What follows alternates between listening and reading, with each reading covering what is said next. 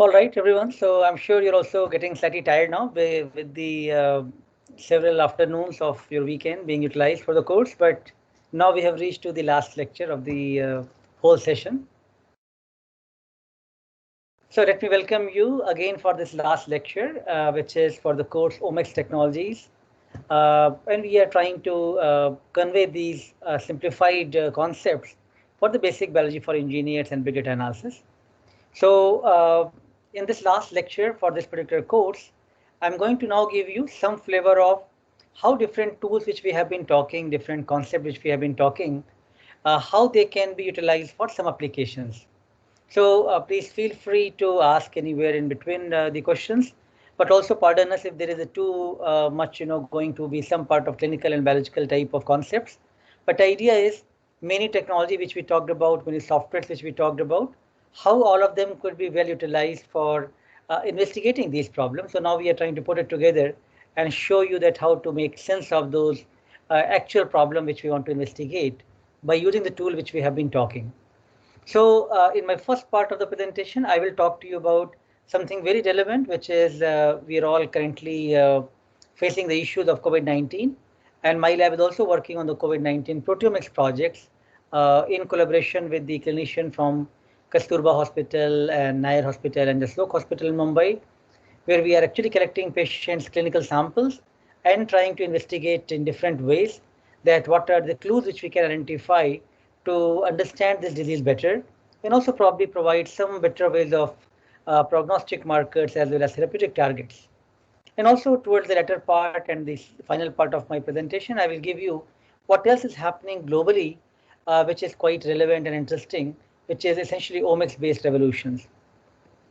So let me first take you to my first part, which is our actual research work in our lab, which is being done during this lockdown time, last 3-4 months time essentially.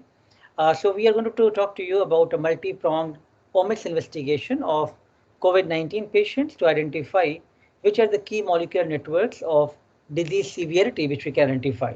So again, the technologies which we are going to use are essentially proteomics and also sometimes metabolomics. So just giving you the broad overview of the COVID, I'm not going to talk anymore. I'm sure you've all heard about COVID-19 and how the SARS-CoV-2 virus works. But I just wanted to give you the feel that how these omic technologies have really contributed to understand this virus well. So very first thing which happened, as soon as people knew about that it's going to be now the big problem and pandemic, the sequence of this virus was obtained with using next generation sequencer. And from that only, now once you know the gene sequences of ATGC, the base pairs which we talked earlier, now you can develop some specific primers and you can develop the test, which is what you see now currently being used as a real-time PCR test. So polymerase chain reaction to amplify the viral RNA, and then you want to look at a specific transcripts and you want to determine if a patient is having this particular viral infection or not. So these things are possible based on the omics-based investigation, NGS-based genomics investigation to start with. Of course, then cryo-electron microscopic structures were revealed, which told about how many proteins this virus has, what is the structure of these, and then mass spectrometry-based analysis gave a lot of idea for which peptides and proteins to target. Microarray-based approaches have been used to look for which are the best epitopes, which can be utilized to develop these kind of IgG and IgM kind of assays. And of course, various ways of therapeutic assays are being used to investigate this virus and look for the possibilities of drug repurposing. And of course, then vaccine research is happening. Finally, a lot of data is being generated in the process, which is all is being utilized with the systems network type of analysis. So I'll first talk to you that we were also very keen, like any one of us right now, to see that can we detect this virus from the nasopharyngeal swab. So the technology which are currently being used are the real-time PCR.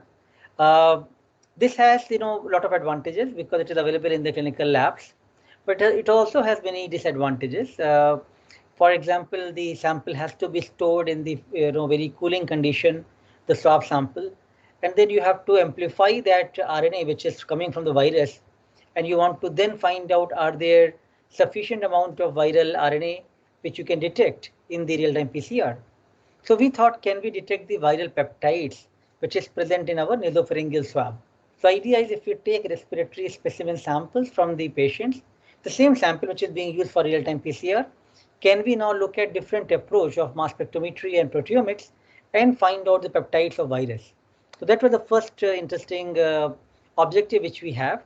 But given the way samples are collected now, the viral transport media or the VTM, where this nasopharyngeal swab is being collected, that itself has a lot of interference. So idea was first, can we optimize the protocol and find out what is the best way of these viral peptide extraction from this complex mixture. And then also while we are doing that, can we also look at which are all human proteins present in these respiratory specimen? And also, are there some pattern emerging because of the viral infection? Are there some human protein also getting affected? And then can we develop some of the tests using these peptides and proteins?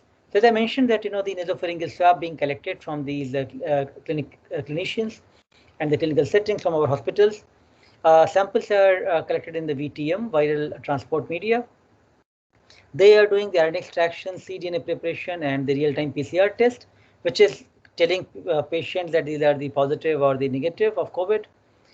We also took the leftover VTM samples and precipitate that with different type of organic solvents like ethanol, isopropanol, and acetone, and try to precipitate the protein from this, digested the protein using trypsin enzyme, which we talked in the workflows, cleaned up the salt from there, and then estimated the quantification or the quantity of the peptides, analyzed them using LC-MS based approach of Orbitrap fusion or using another software like Skyline, and then looked at which are all human proteins present in that nasal sample or which are all viral peptides and proteins present. So these were our objectives to investigate.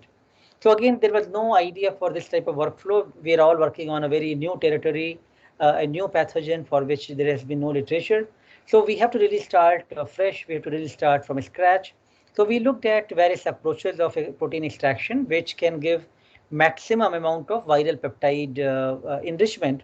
And what we could see that, isopropanol, ethanol, acetone, these are the number of unique peptides of virus which we can detect from these methods. So we thought, why not we pool all of these possible extracts of peptide, and so that we can have good enrichment from all of these methods. So then we can have better coverage of viral peptides from these sample, and we can detect them easily. So while doing that, then we were able to look at 4 peptides from one of this protein known as spike protein, 3 peptides from the protein nucleoprotein, and 4 peptides from the replicase polyprotein 1AB.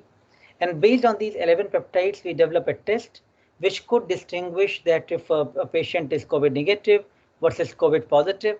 And we also tried to correlate that with the real-time PCR values of the high CT or the low CT value. High CT value means the viral infection is less, and low CT value 15, 16, or 18 indicates that there could be high amount of viral load, and those are also reflected with the peptide type of this multiple election monitoring based test. So this type of test, we are very happy that we are able to demonstrate that this can work. So there's a lot of opportunity to look for simplified ways of extraction methodology. All we are doing, you take the swab, precipitate with ethanol or acetone or isopropanol, and then take those protein, digest them with peptides, then run in the mass spec to identify these viral peptide. If you inactivate the virus using ethanol or isopropanol, that's very safe sample to work with and very easy to handle. And that's another advantage of this method. So we have definitely overcome many of these issues, and a lot of opportunities are there. But the challenges are the instrument which we are using, the mass spectrometers, they're quite costly. They're not available in all the clinical labs because of the cost and the high end of the handling of these instruments. It requires very specialized skilled manpower to operate these instruments. So therefore, the overall reach is limited for developing this kind of test, which could also be very cost effective. So these are the challenges, but definitely there are more options which now we are able to provide and explore, that these are possibilities of doing the viral peptide detections. Additionally, what we also actually not at that time expected, but when we look at the respiratory specimen, the sample from the nasopharyngeal swab or otopharyngeal swab, so then we thought, are there some human protein which is also changing because of the infection from virus?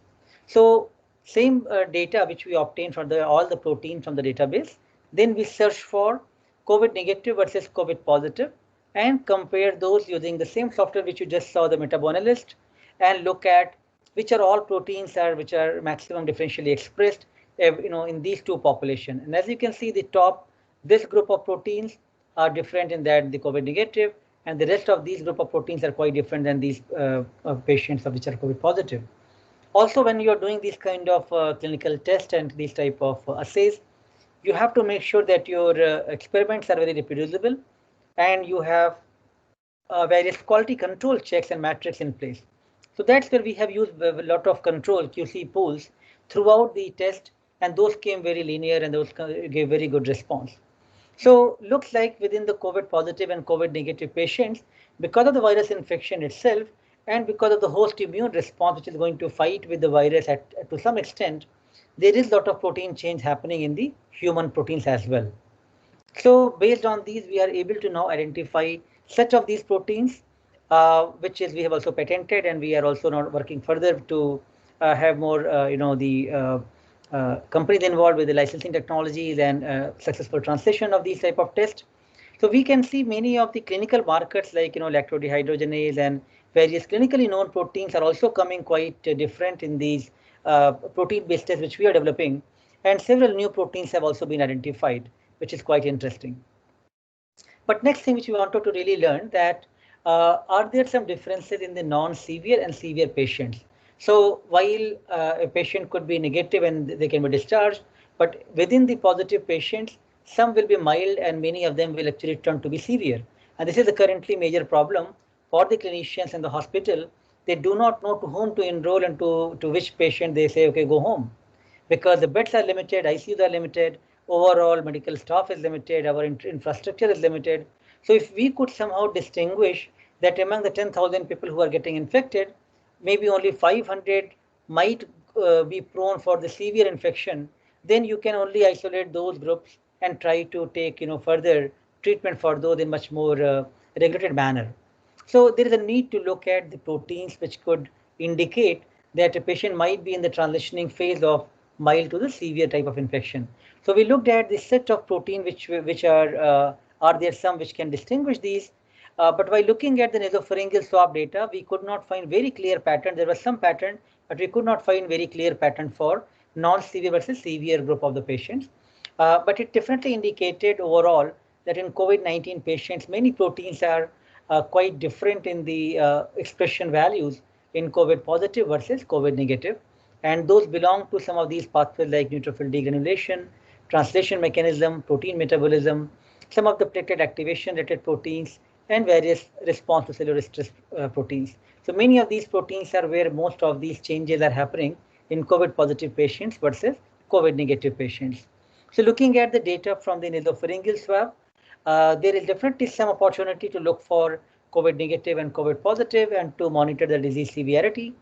But of course, the tests which we can develop on this are based on the mass spectrometers, which will have the similar limitations of the cost and the specialized skilled manpower. And also handling nasopharyngeal swab for doing this kind of test is going to be challenging, given that you cannot monitor the nasopharyngeal swab after 3 days, 5 days, and very routinely. You don't want to take that sample.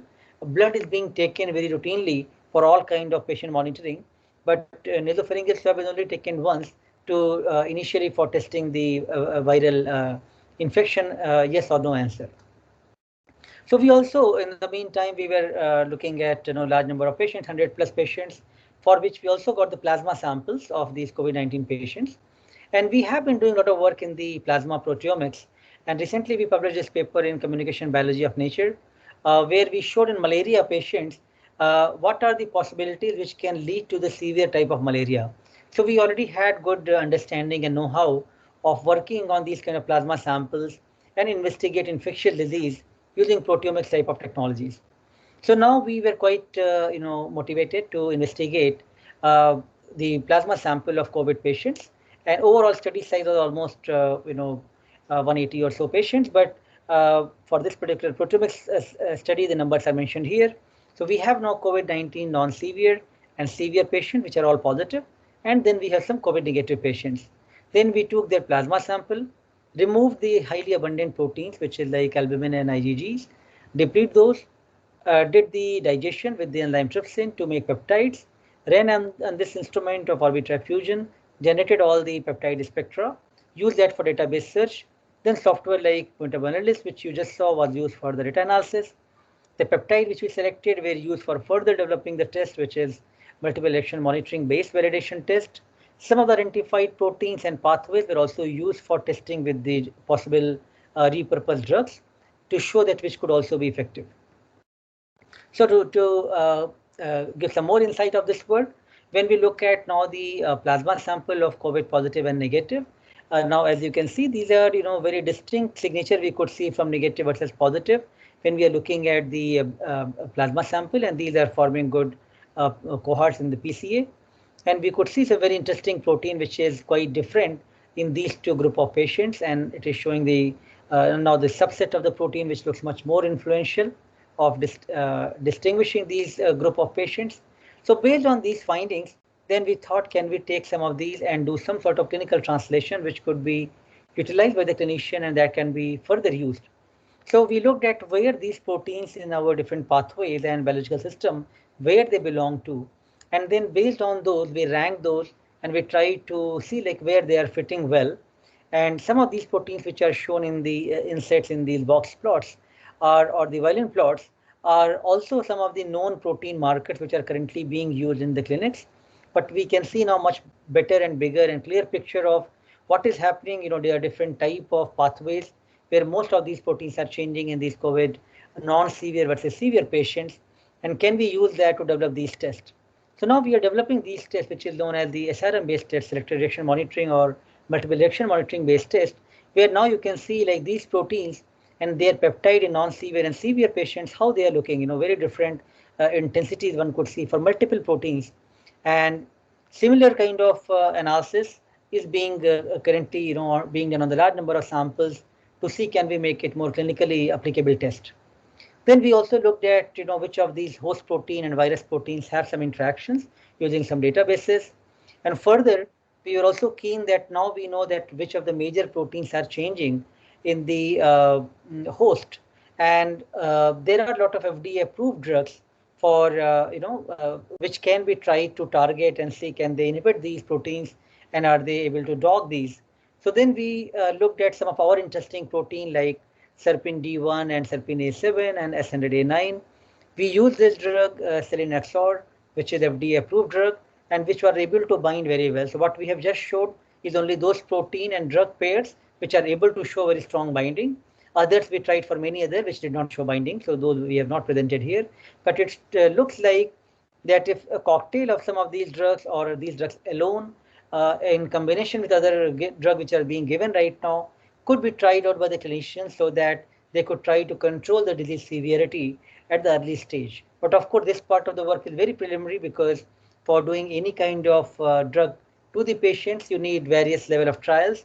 And good thing is that these drugs are already FDA approved, so it means they have been tested for the toxicity and side effects of the patients. But still, in this context, it will further require a lot of testing before it can be clinically approved for taking it forward. But this type of data from the big proteomics and omics data not only gives us the glimpse of what is happening and changes in the patient, but also could develop the tests which could indicate these type of progression and also provide us the targets which could be utilized for potentially giving some therapeutic aspect as well. So in addition to these things which I just showed you the flavor of the work, we're also doing various other type of analysis from the proteomics side, metabolomics of these patients. We are also looking at FTIR based investigation, microarray based tests, so variety of things which we are doing to investigate this virus and understand it much better. So from this part of the presentation, I hope I was able to convey you that different technology which we have been talking can be very useful, even something like in the case of COVID, when we did not have any idea, we are able to detect these type of virus from the patient samples. And also we are able to monitor the human protein response to the disease severity, which could indicate a patient might be moving from the mild to the severe group of the severity. We have filed these 2 patents already for this work, and 2 manuscripts are already in the process. One is under revision, another is already submitted a couple of days ago. So, but there is a lot of work which we are doing, which is not keeping in mind patent or publication, but rather can it be clinically employable and clinicians could benefit, patients could benefit from this work. So, in this phase of COVID-19 pandemic, I'm sure all of us had seen a very, big transformation, a lot of changes happening around.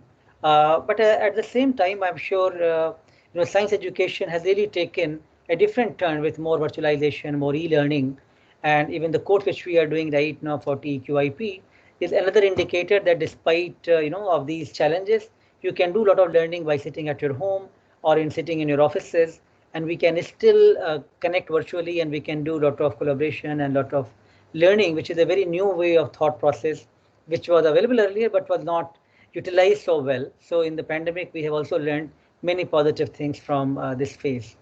So this pretty much ends my first part of the presentation. I will now spend next 15-20 minutes time on discussing about what else is happening overall in the world, which is linked to the omics technologies, and which I think, as a part of this course, it is a good idea for you to know that, what are the key opinion leaders they're working and which type of technologies and which are really transformative in nature currently being used in the world. So first of all, the area which we work on is proteomics, where the organization is Human Proteome Organization. To get more detail of that, you can go to this website, hupo.org. This organization is kind of providing an umbrella to take various initiatives for Human Proteome Project, and there are different teams involved for the chromosome-centric Human Proteome Project and the biology disease-driven Human Proteome Project. And there are different clusters, which is, different scientists are working in different areas, from mass spectrometry technology to the knowledge cluster to using antibodies or looking at pathology pillars. And then, as I mentioned, there are different chromosomes. For every chromosome, there is a different country who is involved to look at all the proteins belonging to those chromosomes. And there are different teams who are working on biology and disease-driven Human Proteome projects. So these are different ways of looking at the bigger picture of the human physiology and human proteome. And we just recently published a paper on the high stringency blueprint of the human proteome from the HUPO, which is 90.5% representation of the human proteome. Another important portal here is HPA, or the Human Protein Atlas. So if you go here, you can search for a given protein which is of your interest. You will find a lot of interesting information. They are publishing really high quality data in Science every year. This is the Tissue Atlas, Cell Atlas, Pathology Atlas, Brain Atlas, Blood Atlas, Metabolic Atlas. So you go there and you will find, almost all the proteins given for that particular objective, and you can get lot of information from here. So for example, this group has published this tissue-based map of the human proteome, Dr. Mathias Ullén and his team from Sweden in 2015 in Science, where they showed that which are all proteins in specific organs are present using this kind of antibody-based approach. And more recently, they have published all the pathology atlas for the human cancer, which represent almost 17 different type of cancer and which of the transcripts which can be located in these different organ and their cancer. So all of this data could be very well obtained and analyzed and utilized by going through HPA portal. Other major initiative happening globally is proteogenomics, which is how to integrate data from the genomics and proteomics technologies together. Because idea is that, as if you go back to the previous discussion about central dogma of life, information has to move from different levels, from DNA, RNA to protein. Many things are part of the blueprint, a lot of mutation and changes happening at the genome level, and many things only appear at more at the functional level, at the protein level. So if we can integrate that data, that information under proteogenomics, that could be very powerful.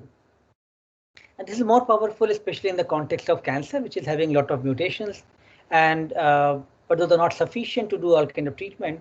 So what else one could analyze to get more layer of information? That's where proteogenomic tools are becoming more and more handy. And it starts from, as I said, DNA, RNA, and protein investigation. At DNA analysis, you can look for whole genome sequencing or whole exome sequencing. For RNA, it is RNA sequencing, and protein, you can use LC-MS/MS based approach. So you are going to generate data at genome level, at the transcript level, and at the protein level, and trying to integrate those together. I am not going in detail about how to do that process, but there are a lot of details coming from the National Cancer Institute of NCI, where series of good papers in Nature and Science are getting published on proteogenomic characterization of different type of cancers. This is just one example of breast cancer. So breast cancer, as I referred earlier as well, it was thought it is one cancer, but it is not. There are 4 different subtypes, basal-like, HER2, luminal A, luminal B. And now if you want to further, identify what is the gene signatures of these, what is the protein signature of these, so scientists are now doing, integration of proteogenomics. So where all of these, samples from different women who are suffering from breast cancer are taken, and every sample is analyzed to look for the mutation, copy number analysis, RNA sequences, MSMS level protein analysis, MSMS level phosphoprotein analysis, and reverse phase protein array based analysis. So all of these different technologies are being used from the same sample to generate different type of data, as you can see now. So what it actually turns out, now you can see the different patterns emerging for different groups, which is what indicates that they're all different. Like this group is quite different for these genes versus this group is different for this gene. And this is the type of information which you want to generate to really do much better treatment for these patients, which are otherwise really getting affected if you are not able to provide very unique clues for that. So Joe Biden now, he does not need any introduction. He is currently the president of the United States. At the time of Barack Obama's presidency, he was vice president, and that time he actually initiated Cancer Moonshot project in the US. His goal was, can we increase the the pace of the cancer research so that the patients who are really affected could at least benefit much faster. If not in 20 years, can it be done in 5 years? Can you accelerate the pace of that? And based on his initiative, of which involves pretty much the proteogenomics integration, next thing was to make an international consortium, which is ICPC, International Consortium for Proteogenomics Analysis. And so this consortium looks for various international different groups of countries involved. And we are very proud to be part of this group from India now, which India became 12th country from IIT Bombay and Tata Memorial to be part of this Cancer Moonshot and ICPC project. Other initiative which is happening globally is IPOP, or Integrative Personalized Omics Profiling. This project is being done at Stanford University with Dr. Mike Schneider as the director over there. Idea is, a healthy individual, you take their samples at different time interval. It's like you go to a medical hospital and your blood sample, urine samples are collected, and that gives you some very basic parameter for the biochemical test, which indicates that at least patient an individual is behaving normally, or is there anything happening, any problems are happening. But now in this case, data is looked at a different scale. Rather than looking at only the the basic biochemical parameters, can we look at entire omics profile? Can we look at all the metabolites, all the proteins, which is changing in these individuals over the time period? So Dr. Mike Schneider, he did the experiment on himself for over 14 months time period, and his samples were collected and same samples were analyzed on the longitudinally. And what really it indicated was something very different, that he's quite thin person and did not have any indication of diabetes, but his protein profile and metabolic profile pathways indicated that he is getting prone for diabetes. And actually after that, or after 2 months or so, he was actually confirmed to be diabetes from the clinicians. But omics data indicated much ahead of time than actual clinical test could actually indicate. So something like this could be good way of doing the even wellness profile of individual. Why only go to doctors and do the test when you are actually sick? Why not to look at the wellness index of an individual who are healthy? And this is something which is being done at ISB, Institute for Systems Biology in Seattle, where they just published this work in Nature Biotechnology. This work is done in collaboration with the company Arivale, which is a spin out from there. And they took 108 healthy individuals, and looked at their samples longitudinally, as you can see, over a 9-month time period. These samples being analyzed and in very much consultation with the coaches and the medical nurses and the doctors, as well as the omics scientists. The entire data really gave a lot of indication that some people were having cardiovascular diseases, some were having diabetic risk, and how they're behaving and how they're going to get more prone for any of those problems. So now you can think about where the entire field of medicine is progressing, where the entire field of all the clinical tests are going to go, given that now there is more access to these omics technologies and big data analysis. I think our test, which we used to do for 510 biochemical parameters, is changing now to the thousands of features of omics data set, from the genome to transcriptome to the proteome. So all of this is generating a lot of big data, as I'm sure you're aware of, that the technologies are very robust now. One could use them easily, and they are quite accessible to different centers in different parts of the world. So one could generate a lot of data along with various imaging data, which is also being generated, like radiology data, immunohistochemistry data. All of that is generating a lot of big data, which is not easy to handle, and it's actually opening up, on one hand, a lot of opportunity and a lot of challenges as well. But where we are progressing in case of medicine, in the future aim is to look at every individual as a unique individual and look for more personalized treatment of the patient. So if you can look at breast cancer not as a one tumor type, one cancer type, but look at which subtype it belongs to, and within that subtype, what that one individual may have variations and may have a specific mutation, may have some modification, can we try to capture that and give the patient a specific and more precision medicine-based treatment based on the person's genetic and protein profile. And that is really going to be very targeted, very much applicable to the individual, and people are going to see very different type of positive response based on these future precision medicine. So data size and our computational powers are many times are quite limitation of doing this kind of entire work. This part of the work is still getting more progress. That has not reached very easily to clinics as of now, given the instrumentation, which is quite costly. This is next generation sequencer. This is one of the mass spectrometer, and also the the specialization required people to handle these type of technologies and the big data which is being generated, how to handle that, analyze that. All of these are the challenges, but results are very promising, which is makes it really going to be futuristic approach of taking these technologies forward for the precision medicine. Uh, but given all the facts which I spoke to you, question is, we are able to generate a lot of big data from IIT Bombay, and likewise many labs from India and abroad are generating good big data. How are we going to use that big data and use it for societal development? And I must say that our thought of doing these kind of courses and workshops are also to link people so that they can start appreciating the what they can easily access this kind of data, and they can start using them for different type of questions, using their own type of problems of interest which is they want to work on, and also utilize their own skills of doing that analysis. So we should definitely be thinking about making that community where we can start doing data sharing, look at the proper data analysis guidelines. Data can be properly stored, but also being shared. And of course, as I said, all this is not easy, because what we are talking about in this case, human sample, which is having a lot of ethical issues, and you can't just share human information easily. So the data has to be really restricted in that way and has to be anonymized so that you cannot reveal the identity of the patient and individual. Many of these issues are there, but I'm sure you are excited that there are a lot of possibilities which is opening up in this space. So I hope with this lecture I'm able to convey you that omic technologies have really made a huge significant contribution for the functional biology and the translational research. But of course, we need more interdisciplinary approaches. We need more collaborations so that we could have significant contributions for the humanity based on these type of technology, which has so much potential.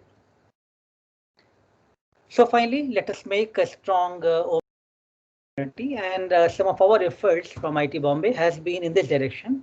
As I mentioned, we are part of this project, which is ICPC, International Cancer Proteogenome Consortium, where different countries, almost now 13 countries, India became 12th country to be partner of this, where from India's side, we are going to look for breast, cervical and oral cancer and look at their genome and proteome signatures to compare those profiles, and then also share the data with other 12 countries and investigate and discuss those findings.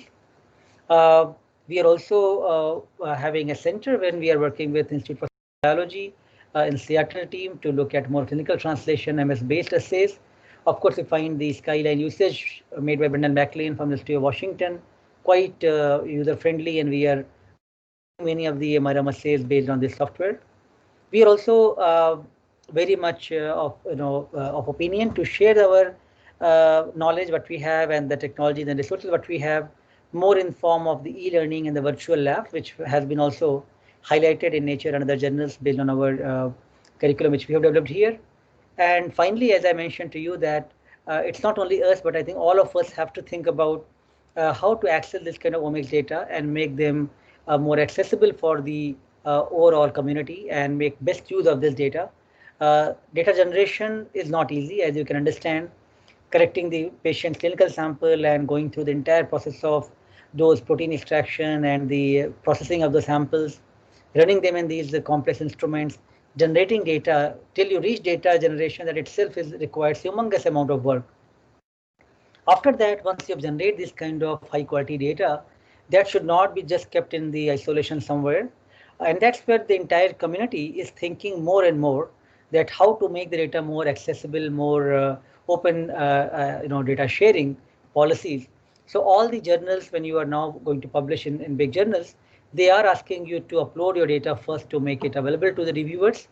And after your data has been reviewed and you are publishing your paper, it is now being made publicly available so that anybody can access that data. So if you are aware of the tools which we have been talking in the course for different type of docking study, different interaction analysis, sequence alignments, looking at the MS secondary data analysis using MetaAnalyst, many of those could be very well utilized from your institutes, from your students, just by sitting in your classroom. You don't have to go through generating data because data is already available.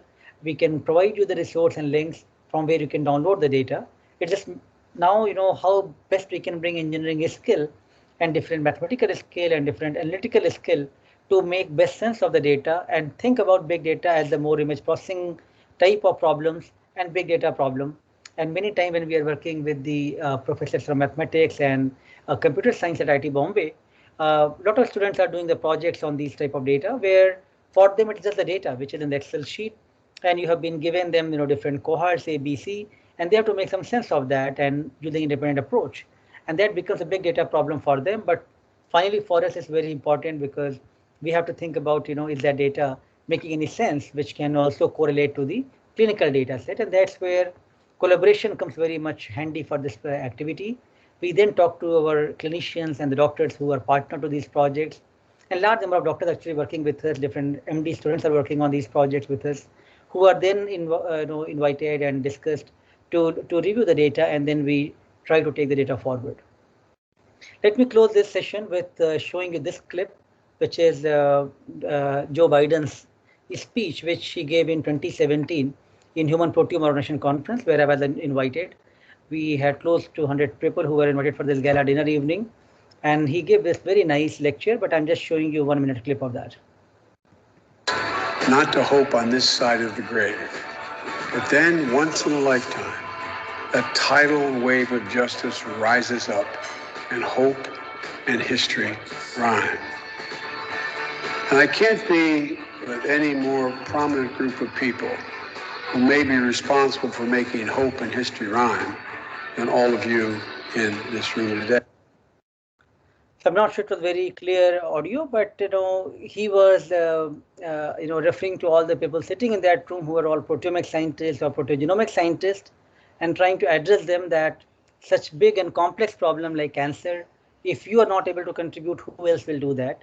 So you have to really step up and do try to contribute so that whole humanity can benefit. So it was really touching and very appealing, speech what he gave, and that I'm sure also is going to really accelerate the cancer research and proteogenomics research overall in the world, and effectively in US under his leadership. But that similar mindsets are required in the whole world to really adapt to these new technologies.